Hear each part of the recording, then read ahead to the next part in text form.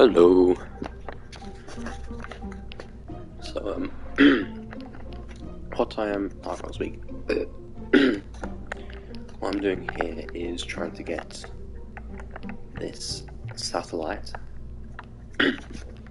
into orbit around the planet of Eve.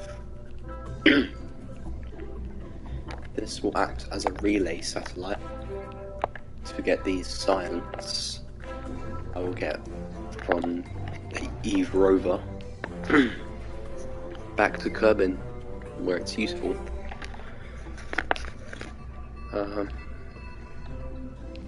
This is all the rocket needs to get there.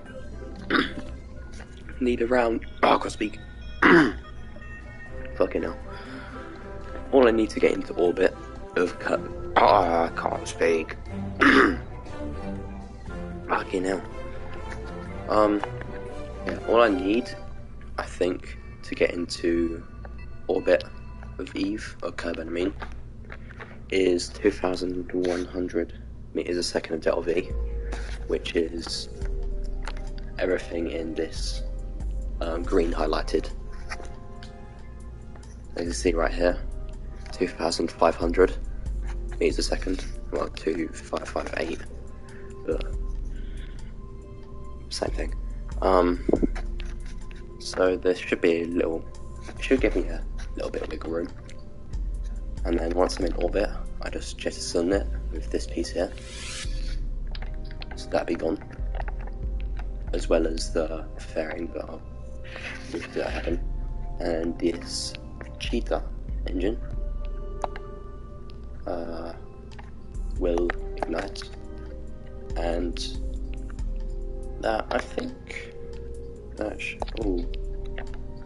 oh no, okay, one bit of to a vacuum. That's what we're in. Because it's such a light payload, I think this should get me there. If it doesn't, then I can just revert the flight and I don't know, retry, put more fuel.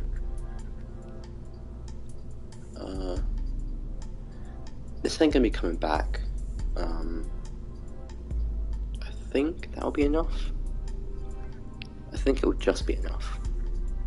And I don't necessarily need fuel in this stage, but it's nice to have a bit of like extra propellant. But even if this stage doesn't get the whole way, I've still got more than enough in this satellite bit to get me the rest of the way. It may seem weird that this tiny little stage has around about 1,000 meters a second of delta V more than this big stage with the big engine. And that's because it is much lighter. Because it has smaller fuel tanks, as well as like a tiny bit like this at the top here, it's very light, which means it doesn't require nowhere near as much force to make it move. And also it has a tiny little engine under here, which I would assume is much more efficient than this big engine here, so it will use up less fuel. Let me check that actually. Yeah, thrust and vacuum. Oh no, that's the one. Propellants, liquid fuel 3.3 per second, and oxidizer 4 a second. And then the spark, yeah, 0.5 liquid a second, and 0.7 oxidizer a second. So it's much lighter. Doesn't need as much fuel. It's very efficient. Anyway, enough for this boring stuff. We can launch in a second once I've figured out a transfer window.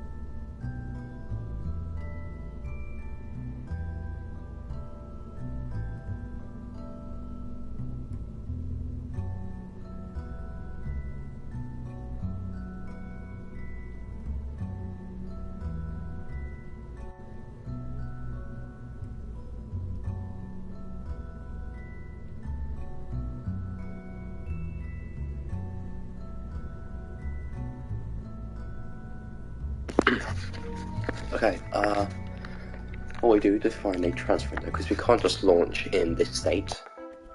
At least probably not. If I've already got a good transfer window, then lucky me. Oh, I've got loads of science left. Give me a second. I didn't realise I had a lot left from my Luna mission. What should I get? I'm a bit behind on this. That. Ion engines. Very, very efficient. Low thrust. Oh, can I get this now? Okay. Right. So we go to the tracking station. And we look. Ignore all that debris. This is from. What's like the earliest bit of debris that I have? Probably this Kerbal 1 debris.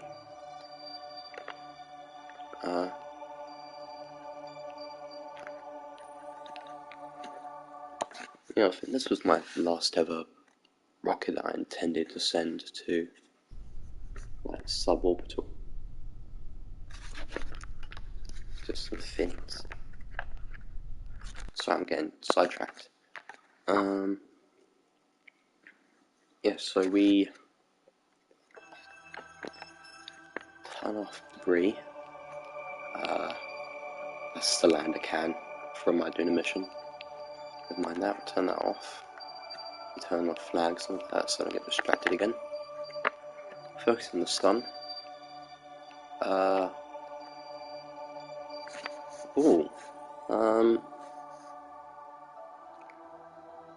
It ain't. Right, so Kerbin's this light bluish, greenish, however you want to see it as, ring, and here's the planet itself, ball. And Eve is the purple one. There's the planet there.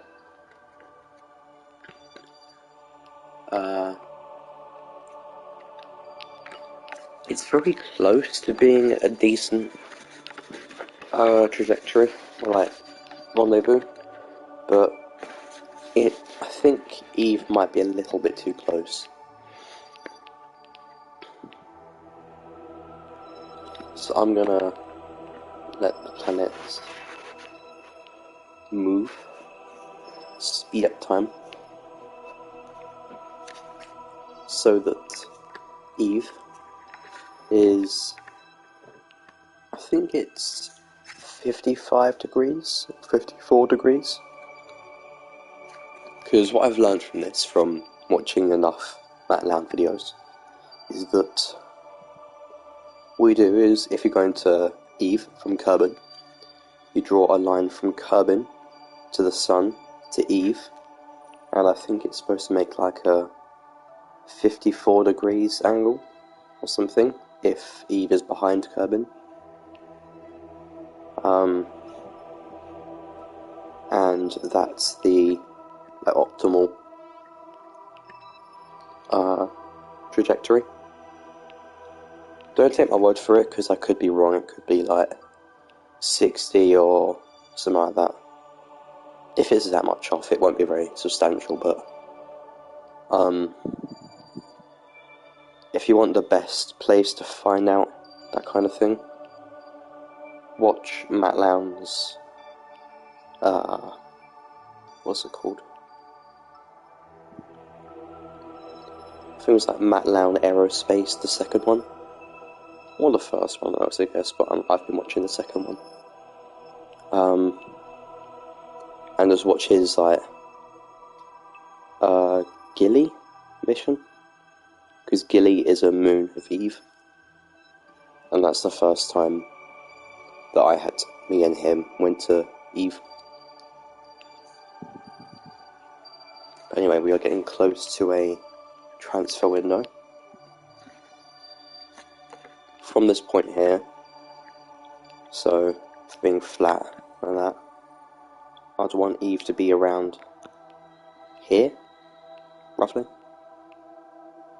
around there. So you've got to speed up time until Eve gets to that place.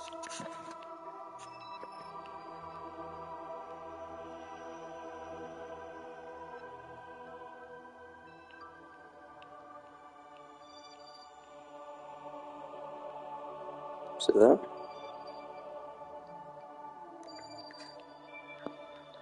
I think that could be good. If it's wrong, then I guess we'll find out. But I need to get my probe into orbit around the planet. Good. So that's the first stage. The second stage would be to launch this thing, which is the rover that I plan to send there, into orbit of Eve. Or rather, the final step would be to getting it landed on Eve. I'll probably use the same rocket as the probe, because it's been probably lighter, if anything, so if the probe goes well, then I know that this will go even better, because they're essentially doing the same thing, just this one's landing on Eve and the probe isn't. And the reason why I even need the probe in the first place is to act as a relay, as in the name, the relay. I think I've already said this, but I'll say it again because I don't remember. To send the science that I get from Eve back to Kerbal. Yeah.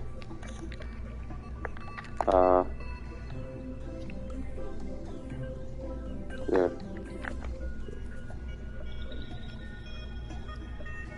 I think I initially actually intended to launch this rocket from the Mun. I don't care. Launch.